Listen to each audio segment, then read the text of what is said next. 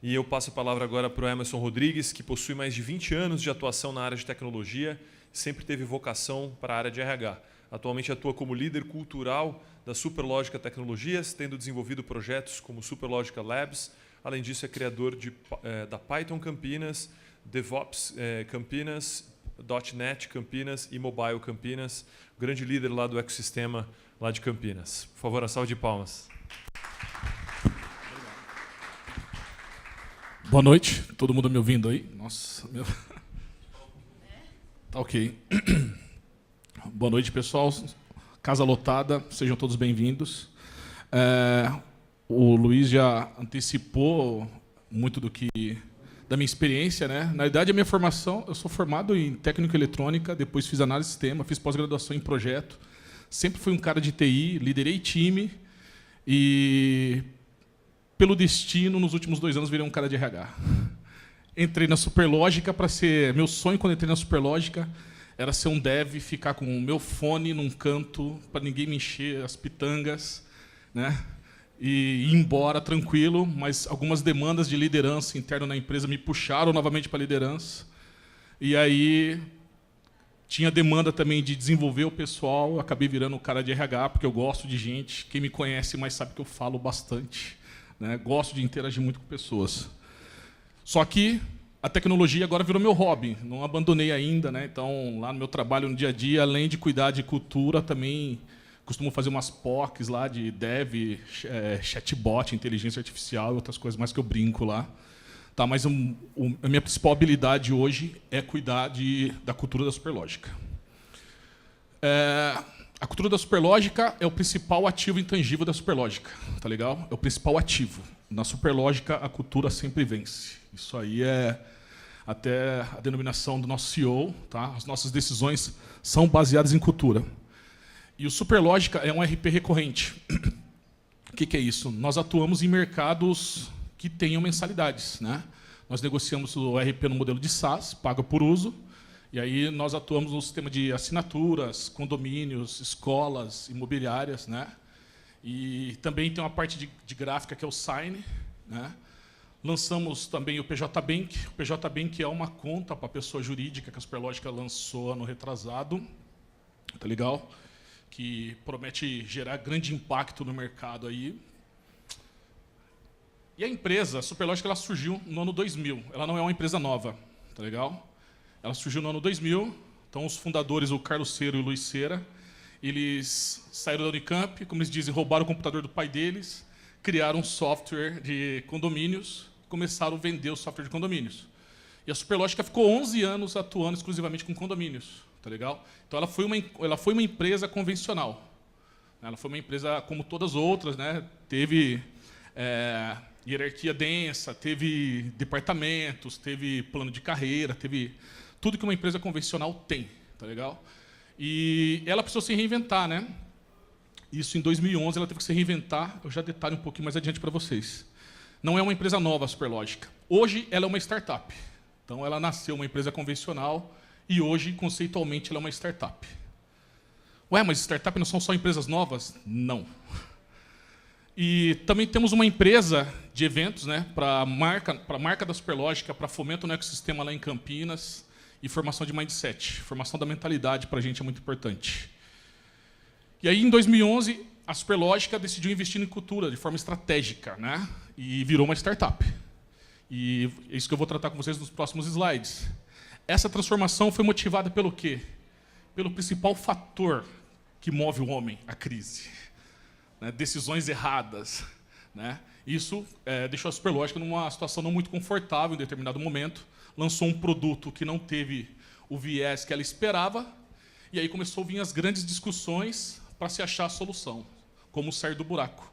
E sem entender de cultura, eles foram trabalhando a cultura e criando algo até... Foi que nem no Vargas, né? Primeiro a prática, depois a teoria. Depois nós fomos entender que era cultura. Né? E por que investir em cultura organizacional, pessoal? Porque, no caso da Superlógica, é o nosso principal ativo, mas por quê? Normalmente, o seu time pode ter a mentalidade errada. Seu time pode ter a mentalidade errada. É muito comum uma empresa crescer Que nem a Superlógica, ela cresceu ano passado 300%, esse ano vai crescer mais de 100%, ano retrasado 120%, no outro ano 70%, ela está crescendo num ritmo exponencial. Quando eu entrei lá tinha 60 pessoas, há 1 ano e 8 meses já tem 200 agora. Então, assim, é difícil você garantir que todas as pessoas que entram na empresa vão ter a mentalidade adequada. Tá? Então, a ideia de se investir em cultura é para proporcionar o entendimento para todo o time, para toda a empresa. E o tradicional MVV, missão, visão e valor, ele só fica no nível C. Né? Para o estagiário lá, cara, legal, lindo, bonito, mas ele não vai executar, ele não vai estar envolvido com a questão do dia a dia. E a cultura tem essa propriedade de atingir todo mundo. Tá? Ela está inerente à empresa. Toda empresa tem cultura, é o DNA da empresa. Até a tia que abre um cachorro quente, ela tem cultura. Até a decisão dela de escolher um ketchup Heinz lá, que ela acha que é melhor, é uma decisão cultural. Então, uma das razões para se investir em cultura é ajustar a mentalidade de time. E a outra, porque nós vivemos tempos de mudanças drásticas. Tá? Então, a humanidade sempre passou por mudanças drásticas. Né? Descobriu a América, veio energia elétrica, revolução industrial, internet, né, que nem aconteceu. Essas mudanças drásticas acontecem frequentemente. E quando acontecem essas mudanças, a maioria das empresas quebram. Por quê? Porque elas não estão aptas para essas mudanças. Algumas reagem rápido. Isso aqui, por exemplo, é um gráfico lá da Yale University, do Richard Foster. Ele mostra que no começo do século XX, no 1920, as empresas duravam em média 67 anos. Hoje está em torno de 15 anos. E se você pode perceber que ela levou quase 60 anos para cair um pouquinho da metade do prazo. Então, a tecnologia está acelerando a mortalidade das empresas. Tá ok? Então, é um ponto. Então, já não faz nem muito sentido o cara entrar numa empresa e falar, vou ficar 30 anos numa empresa. Ela dura 15? Como assim? Então, vou ter 2 empregos, pelo menos. Tá? Então, muda a mentalidade de mercado também. E hoje a gente entra na era exponencial. Né? Hoje, a demanda que a gente tem hoje são as empresas exponenciais. Empresas exponenciais são empresas que têm um crescimento não é exponencial, não é só crescimento. Exponencial é uma nova forma de fazer negócios. Tá? Tem N empresas exponenciais aí famosas, né? Google, o TED é um conceito exponencial, o Waze é exponencial, o Vargas ouvi muita coisa de exponencial também. A Superlógica está com um crescimento exponencial. Tá? Então, a forma de se desenvolver as coisas e crescer mudou completamente. Pensa o seguinte, é muito simples. Se eu falar para vocês assim, ó, cada passo de vocês tem 1 metro de comprimento, e eu falar para vocês, dê 30 passos, quantos metros vocês cresceram? Vocês andaram? 30 metros, correto?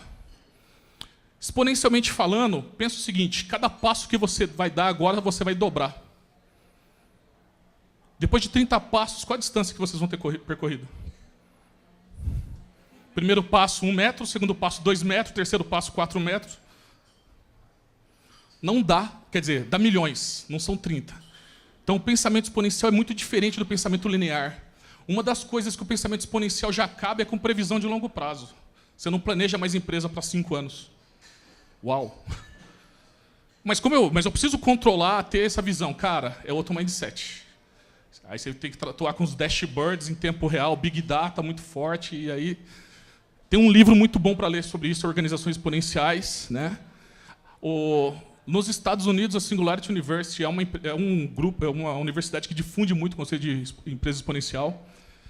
Então, entramos nessa era. Então, as empresas estão vindo aí com esse crescimento agressivo, tem uma redução agressiva de negócio, e a transformação digital dos negócios está quebrando empresas. A Kodak, quando ela quebrou, ela faturava 20 bilhões por ano.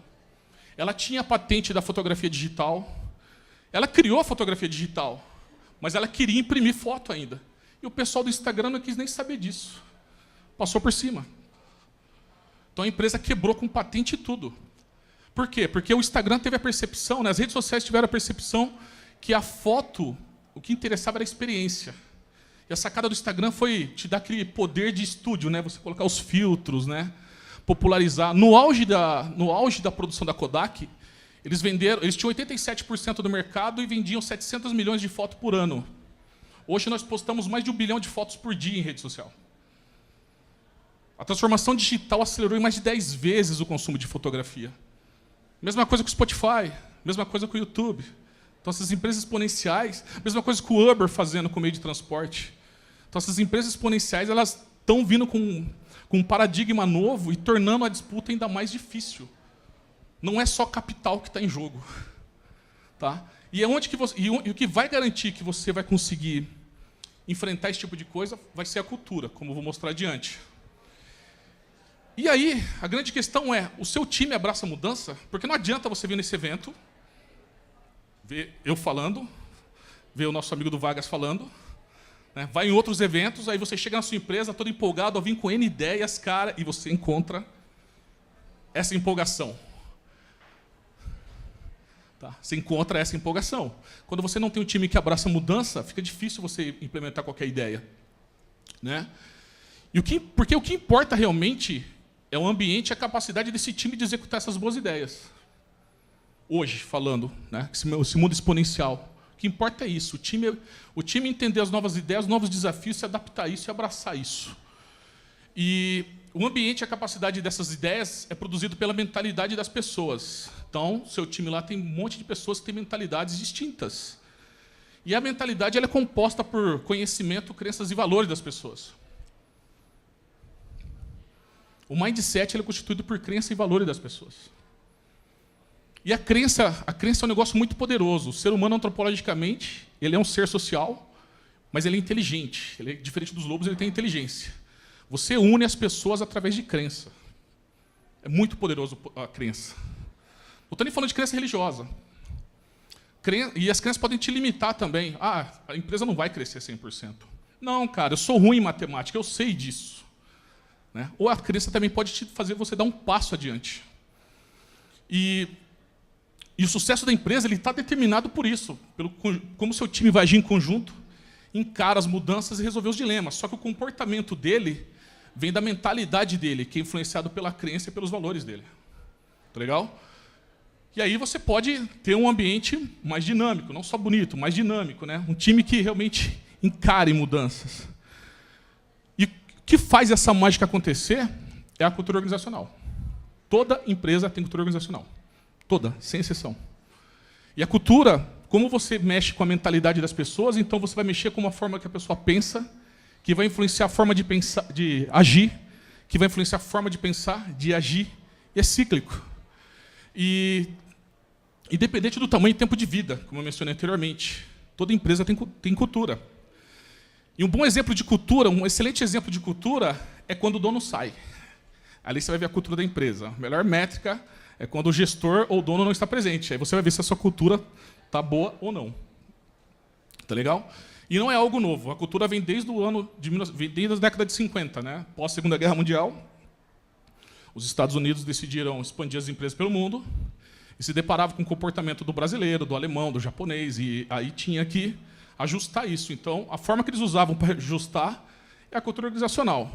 O que é novo, que foi mencionado muito bem anteriormente, é a cultura organizacional com propósito transformador. Não é só o propósito, é o propósito transformador. O que é um propósito transformador? É um propósito como o do Google, ele quer organizar todas as informações do mundo. Poxa, mas é muita coisa organizar toda a informação do mundo. Sim, cara, mas eles estão lutando para isso, há 20 anos. Tá? Então, quando você juntou o propósito transformador com a cultura organizacional, deu esse estalo que hoje está virando uma febre, papo de cultura. Né? E muito até inspiração em cima da Netflix e outras empresas, né, próprias Apple, Amazon, né, mas porque essas empresas conseguiram casar a cultura com esse propósito transformador. A Superlógica tem um dela. Nós acreditamos piamente que nós podemos mudar o mundo através do empreendedorismo. Então, nós trabalhamos para fazer isso. Na Superlógica, isso não é marketing, não é mote, todo mundo sabe que a gente trabalha pensando dessa forma. Tá? E as ideias, pessoal, então, as ideias elas não são raras. Todo mundo acha que, poxa, aquela empresa desenvolve muita coisa bacana, a minha não. Onde eu estou errando? Elas não são raras. O ser humano sempre está pensando em alguma coisa. O que é raro é a condição propícia para que você consiga desenvolver essa ideia. A condição propícia. E uma ideia boa num ambiente ruim não dá em nada. Também você pode ter um ambiente lindo e ninguém sugerir ideias que também não vai dar em nada. O legal é quando você tenha as ideias boas, com as mentalidades certas, num ambiente bom. Aí você consegue coisas do tipo Vale do Silício. Então nossa, tem até o logo do Next ali. Então todo mundo vai para o Vale do Silício, né, usa como referência, mas o Vale do Silício conseguiu agrupar as mentes brilhantes, as mentalidades corretas, num ambiente propício para que as coisas aconteçam. E quando você lida com empresa, a ideia é tentar fazer isso, você ajustar a mentalidade do seu time e construir um ambiente onde essas ideias possam florescer, onde os desafios possam ser discutidos, pelo menos. A mentalidade ela é extremamente importante, né? Então, a mentalidade vigente, ela vem da era industrial. Como assim mentalidade vigente?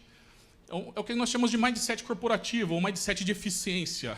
E a Superlógica, quando ela surgiu lá no ano 2000, ela usou muito disso.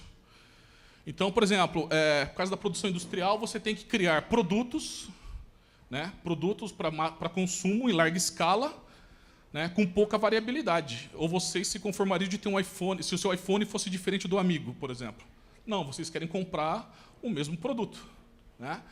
Ou vocês querem tomar o mesmo refrigerante. Imagine se a Coca tivesse variação de sabor nela, né? Ou o suco tivesse variação de sabor dela.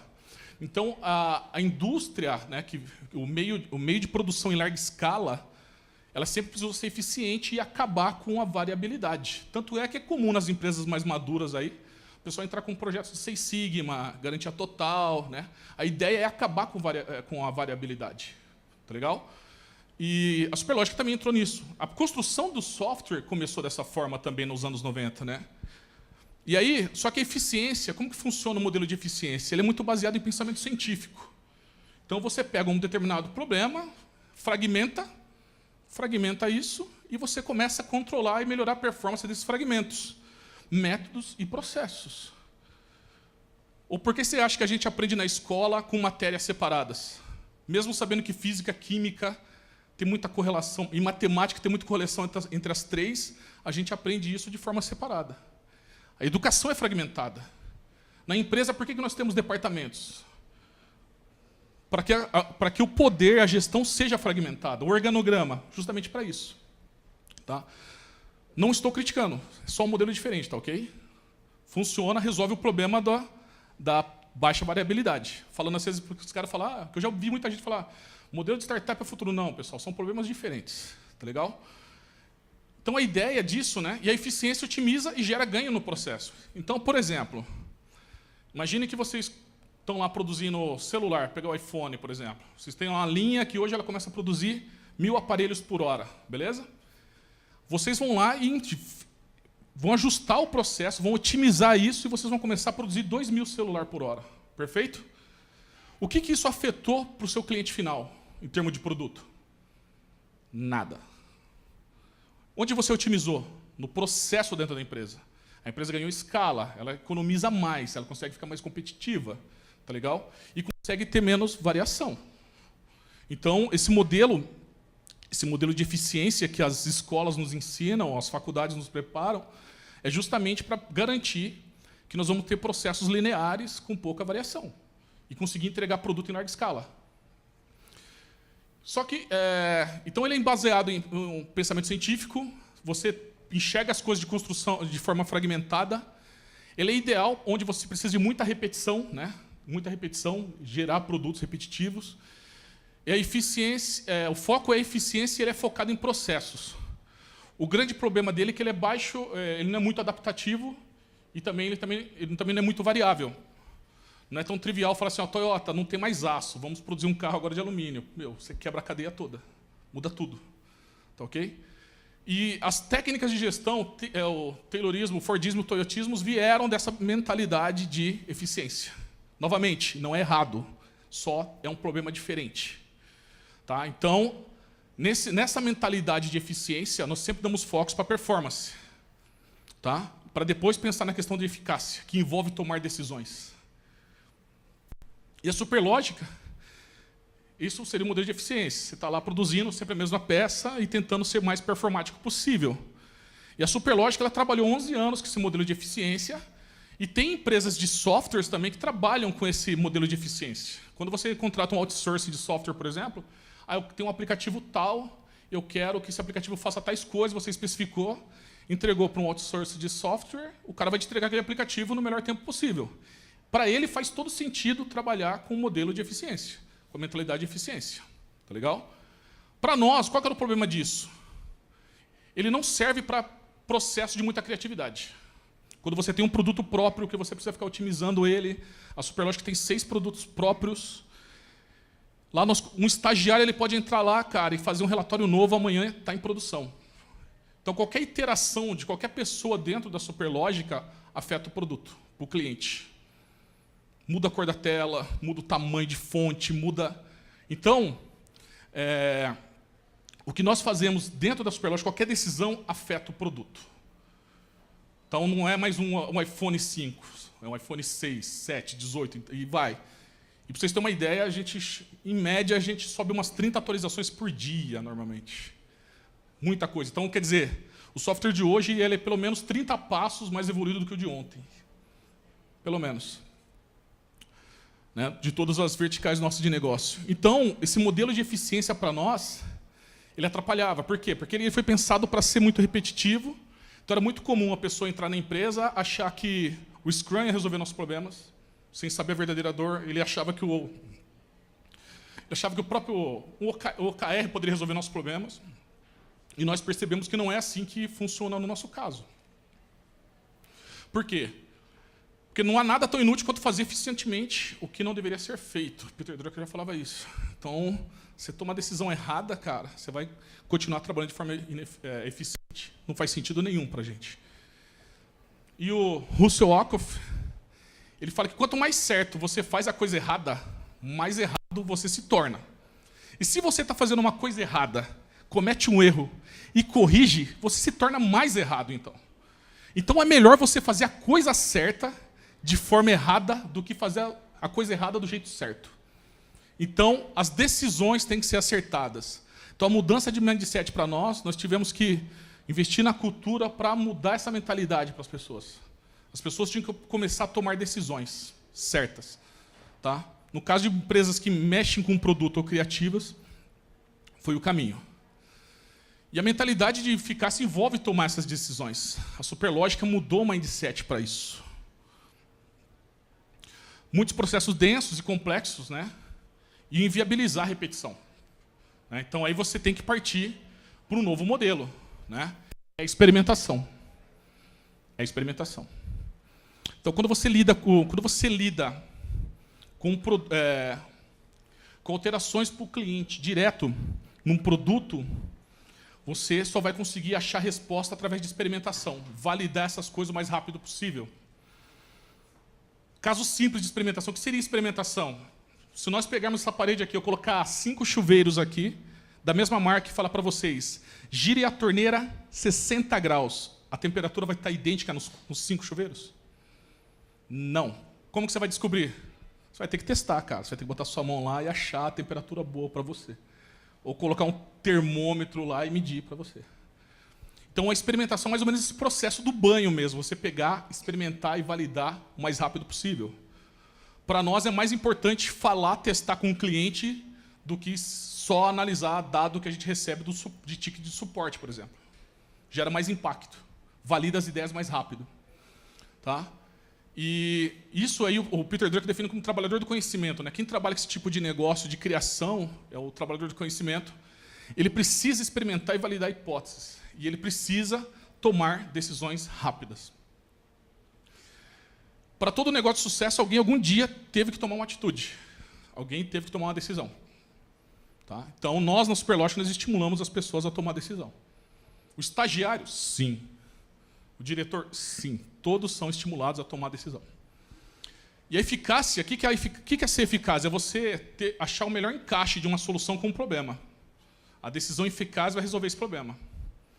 Então, às vezes, você vai ter um problema lá que tem 6, 7 opções para você validar. Você tem que validar o mais rápido possível para achar a solução que vai ser mais eficaz. Tá? Esse processo de experimentação é o que vai garantir que a gente consiga evoluir o produto para o cliente. E toda decisão afeta o produto e muda o valor do produto. Novamente, o software de hoje ele é pelo menos 30 features diferentes da de ontem. E amanhã vai ser 30 mais adiante. Tá legal?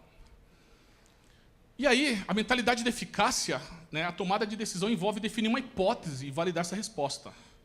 Né? Uma hipótese, o cliente, lentidão no cliente, tá bom. Como a gente pode validar isso? Aí você vai ter as inúmeras opções. Pode ser a internet dele, pode ser o nosso cloud da Amazon, pode ser performance de máquina. Saímos validando tudo para tentar achar qual que vai ser a melhor solução. Tá? E tentamos obter feedback constante, sempre interagindo com o cliente interno e externo. Às vezes a gente está trabalhando com o cliente interno também. Para nós é muito importante validarmos com o cliente interno e sempre foco no problema. Para a Superlógica, a gente não liga para backlog de software. A gente liga para valor para cliente. Tá? Porque o backlog de software, às vezes, ele só é uma questão de eficiência. Você está muito focado em entregar um monte de feature, você nem sabe se o seu cliente realmente quer aquilo. A gente está mais interessado em experimentar e validar para chegar no que realmente o cliente precisa. E o pensamento de forma eficaz, você é mais apto à adaptação e variabilidade, porque você está sempre experimentando ele. E o que começa a prevalecer não é mais o pensamento científico, é o pensamento sistêmico. Quem fez biologia e nada de braçada, que é uma área da biologia, então pensamento sistêmico, né, onde você vai ter consequência em todo o sistema, né, ele começa a prevalecer no nosso modelo de pensamento. Então, para nós começamos a tomar mais decisões do que ser eficientes. Natural, achamos a resposta correta, que nem o PJ Bank, achamos o modelo certo de negócio do PJ Bank, beleza, vamos ser eficientes agora e implementar ele. Descobrimos uma nova feature que precisa ser construída, vamos ser eficientes em entregar essa nova feature. A eficiência ela começa depois que a gente achou a resposta correta, não o contrário. E isso permite que os times, a Superlógica trabalha com times enxutos, né? Times no máximo 10 pessoas. Isso permite que os times possam experimentar as coisas. Os times lá, cada time tem sua ferramenta de comunicação, seu modelo de gestão. Tem time que usa Scrum, tem time que não usa, tem time que tem gestor, tem 2 líderes, tem time que não tem, tá ok? Então os times têm liberdade para poder experimentar e validar as hipóteses o mais rápido possível. Validar a hipótese, por exemplo, no caso de desenvolvimento, para nós é mais importante. Vamos criar uma nova feature para um cliente. É mais importante a gente testar e validar para o cliente do que a gente levar 90 dias para criar algo e apresentar para o cliente falar, cara, não era isso que eu queria. Você perdeu 90 dias de tempo, recurso, investimento. E às vezes um teste simples, um TDD da vida já teria resolvido a nossa dor. Ou visitar meia dúzia de clientes já teria resolvido a nossa dor em 2 dias, ao invés de perder 90 dias com isso. Então, nós mudamos a mentalidade da Superlógica para um mindset eficaz. Então, as pessoas na Superlógica, elas encaram um problema, experimentam coisas, validam hipóteses e abraçam mudanças e ideias. Lindo de falar, péssimo de fazer, porque todo mundo que entra na empresa está preparado para ser eficiente. Que deve ser o que acontece com vagas também, né? O cara já tem uma mentalidade diferente, já preparado para o mercado, quando entra. Se eu abrisse o Facebook da Superlógica para vocês, eu ia falar, que empresa louca é essa, totalmente disfuncional, isso não funciona. E não é, funciona muito bem. Tá? E aí, então nós conseguimos, primeiro passo, nós ajustamos a mentalidade, o pessoal passou a ter uma mentalidade, saiu de eficiência para eficácia, ou de corporativo para startup. Nenhum é melhor que o outro, tudo bem? Só resolvem problemas diferentes. O mindset de eficiência, excelente para produtos em larga escala, baixa variabilidade, lindo. Tá legal? O mindset de eficácia, excelente para validar produtos, onde você interage muito com o cliente, muita coisa criativa. Tá? E a indústria de software teve o erro do quê? Quando ela explodiu, não tinha modelo de gestão pronto para ela. Ela pegou um modelo de eficiência. Então, na década de 90, você não comprava o software, você comprava módulos ao fragmento. Eu tenho um módulo de RH, tenho um módulo de estoque, tenho um módulo. Aí, quando dava algum pau no sistema, que o programador dava mancada desde aquela época, não, cara, o usuário. É o usuário que é o problema, porque eu sigo um fluxo. Ele não seguiu a sequência aqui estabelecida que ele tinha que seguir. Então, a própria indústria de software, na época, ela nasceu nos anos 90 com esse mindset de eficiência, porque não tinha realmente algo que pudesse dar esse viés para eles. Aí, depois do ano 2000, quando nasceu o Agile e outras técnicas, foi mudando esse cenário, tá legal? E aí, o ambiente, a gente precisa criar um ambiente, então, para colocar em prática essa nova mentalidade de eficácia. Como garantir isso na prática? Então, nós temos um rito lá interno, que é uma reunião mensal com os donos, com a diretoria. Todo mundo, normalmente a gente monta, nesse formato que vocês estão assim, normalmente, ou circular. Então, tem esse rito mensal, né? A gente faz isso para quê? Para reduzir o distanciamento e gerar participação.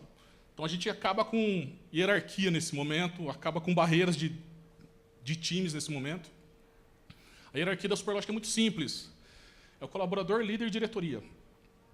Ela não tem uma hierarquia verticalizada. E nós temos mais de 20 times lá. Lembra do pensamento sistêmico? Nós não temos um departamento de RH, mas nós temos o papel de RH. Tem pessoas lá dentro que exercem o papel de RH. Não temos um papel de compras, um departamento de compras, mas existe o papel de compra lá dentro da Superlógica. Então, as coisas não são muito departamentalizadas lá, né? No sistema a gente precisa ter um RH, no sistema a gente precisa ter um compras, no sistema a gente precisa ter qualidade, controle de qualidade. Não, mas ele está diluído ali. Existem os papéis difundidos ali e todo mundo participa desses papéis. Hoje eu estou com cultura e cuido do desenvolvimento pessoal, mas pode ser que outra pessoa tenha outras ideias mais relevantes e consegue vir me ajudar nesse papel de melhorar o performance das pessoas ou até o crescimento de carreira das pessoas. Então, mas novamente, é porque a nossa mentalidade é sistêmica, não é mais analítica. Então tem um canal direto com o dono para discussão, é um rito mensal, e é legal isso porque assim, a diretoria tem o propósito da empresa, tem a missão, tem as estratégias da empresa, e você consegue alinhar com todo mundo isso. Então até o estagiário sabe o que o PJ bem está fazendo. Legal? Então essa reunião é muito importante para a gente e também ajuda a resolver muito atrito, às vezes, entre times, ou até mesmo mudar a configuração de time, de produto, de negócio. Né? Porque você consegue... Aqueles problemas que podem ficar escondidos não passam de um mês, que chega na reunião, é exposto ali. Tá, então, o primeiro passo que nós fizemos é ter um canal aberto com a diretoria para poder interagir, né, reduzir o gap de conhecimento entre os times e facilitar a tomada de decisão. Né? Diferente do modelo do Vagas, a Superlógica, não, ela tem o papel hierárquico do diretor que toma os caminhos da empresa. Né? A gente até brinca, não é uma democracia. Então, a decisão, às vezes, da diretoria vem, a gente segue a direção tomada. Tá legal? Feito isso, a gente precisava alinhar as referências. Então, a mesma coisa do cara você chega num bar lá, o pessoal conversando de futebol, e você só manja de basquete, e você quer falar de futebol, não vai ser legal. Então, nós criamos alguns métodos internos, né, um treinamento interno, e alguns livros que nós tornamos eles obrigatórios para o pessoal poder se contextualizar. Tá? E a Superlógica tem 270 títulos de livros, né? Só que esses 4 são obrigatórios. Obrigatórios para quê? Para o cara crescer na empresa. Né? Ele é avaliado se ele leu esses livros. Uau, Emerson, mas que loucura. É porque, sem as referências certas, as pessoas não vão saber o que é CAC, não vão saber o que é cultura, não vão saber o que é o UOL. Né? Esse livro, por exemplo, Satisfação Garantida, é da Zappos, que foi o primeiro cara que fez que implementou a holocracia. Que eu acho que essa empresa deve ter falado, lá de 1000 pessoas. Era o case da Zappos, o Tony aí é o cara que criou esse conceito de holocracia, de gestão horizontal de negócio. Mas antes disso ele criou uma cultura fortíssima. Né? O Netflix também usa bastante esse livro. Netflix não, o Nubank, né, que eles falam da cultura do UOL, vem desse livro, Satisfação Garantida. Ele criou essa cultura do UOL e quando ele foi comprado pela Zappos foi muito em cima disso. Ele levou o sucesso do cliente ao extremo. Então, para nós é um livro nosso de referência. O Reinvente Sua Empresa, ele ensinou a gente a questionar o status quo, né? Então, tomar decisões que façam mais sentido para a gente do que o próprio mercado toque. Então, a Superlógica tem dessa de tomar as decisões dela. O Startup Enxuta, do Eric Ries, ele é referência para experimentação, né? Para você validar produtos, né? Para você validar as coisas. Né? E se você for fazer qualquer coisa de startup hoje, os caras vão perguntar, você já leu Startup Enxuta? Esse livro aí, ou Lean Startup, né? E o Dobre Seus Lucros, ele ensina a questão de cultura de resultado para a gente. Então, esse aqui, cultura como marca, cultura de transformação, cultura de experimentação e cultura de resultado. Então, esses 4 livros dão um norte para o pessoal que está na Superlógica, né? Entender o mínimo para poder participar daquelas discussões. E aí, o terceiro passo, a gente discute tudo abertamente num grupo secreto que a gente tem no Facebook. É a nossa intranet. Sim, a gente usa o Facebook. Lá o pessoal usa o Facebook e discute tudo. O quê? Tudo. Tudo. Tudo. Contratação de gente. Está no Facebook. Eu quero criar uma mala direta nova para um cliente. A gente posta no Facebook, eu estou com uma ideia de uma mala direta, aí tem 200 pessoas lá, tem 150 pessoas opinando até a gente chegar num consenso. Tá legal? A gente vai delimitando até chegar desse consenso. Né? Isso é bom por quê? Pessoal, porque a maior parte do mercado hoje é formado pelos milênios, que é um perfil de pessoas que estão conectados, gostam de participar, gostam de compartilhar, né, contribuem, eles são colaborativos. Então, quando a gente faz isso, a gente permite que as pessoas opinem, a gente consegue compensar a falta de experiência dos jovens.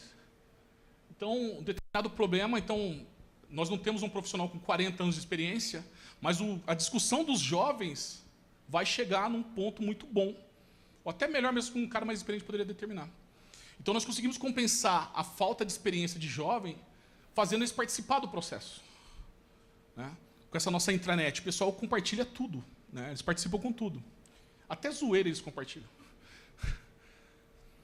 E o quarto ponto que a gente tem, então, primeiro ponto, a gente quebrou, não tem a barreira a gente acaba com a barreira hierárquica naquelas reuniões com os donos. Segundo ponto, a gente alinha a referência com todo mundo, né? Tem uma referência comum para todo mundo, que são os livros.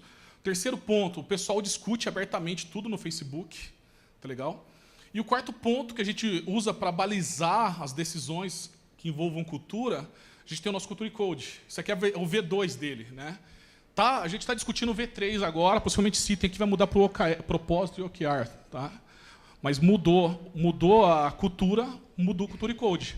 O nosso Culture Code ele tem uma pegada de intraempreendedorismo, né? Do garanto que foi confiado, use referências, né? Não venha com achismo, traga dado. Não fuja das suas responsabilidades. Lá não tem esse papo de batata quente joguei na mão do outro. Não, batata quente se divide no meio, metade para você e metade para o outro. Batata quente só vai acabar quando realmente o problema acabar. Olha o 7, que coisa linda. Cria um ambiente onde as discussões aparentam o que elas são, cara. Lindas. A gente discute muito lá na Superlógica. Toda hora a gente está discutindo. Discute no Face, discute no café, discute.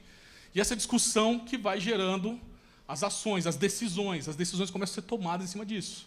Né? Rasgar o planejamento quando fugir da realidade. Então, mas quem pode fazer isso? Qualquer pessoa na Superlógica. Estagiário também, lógico que estagiário pode. E o item 4, que eu falo que é o mais poderoso, é abrir seu coração. Lá a gente não coíbe ninguém de opinar nada, falar nada.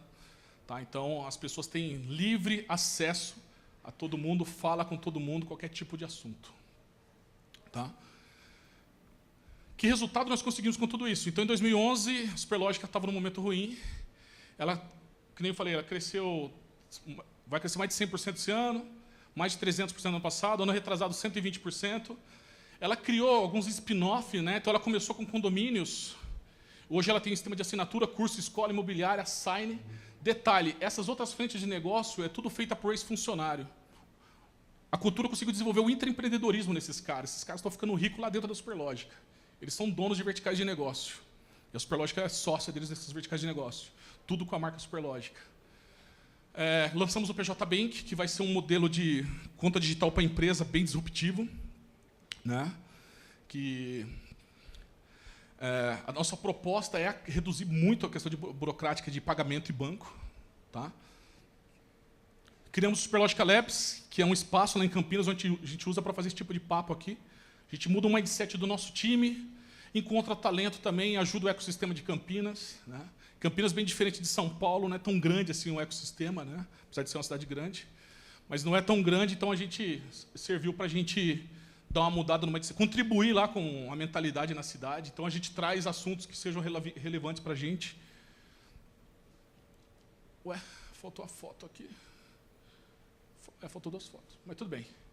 E também nós criamos o Superlogic Experience. O Superlogic Experience é um evento que acontece agora no dia 7 e 8 de junho.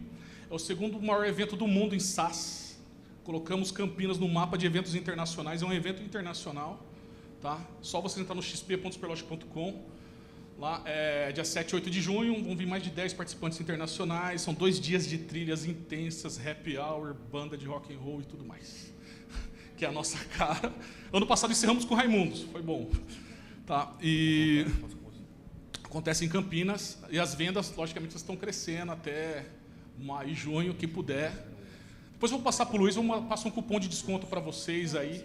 Ele passa para vocês, tá bom? Dá um desconto lá para vocês comprar. Tá? Ano passado foi excelente o evento recebeu muito elogio. Tanto é que todas as cotas de patrocínio praticamente já fecharam. Foi muito rápido. Agora só está na etapa de venda. Está mais fácil esse ano. O que eu tinha para falar é isso, pessoal. Obrigado a todos. Até a próxima.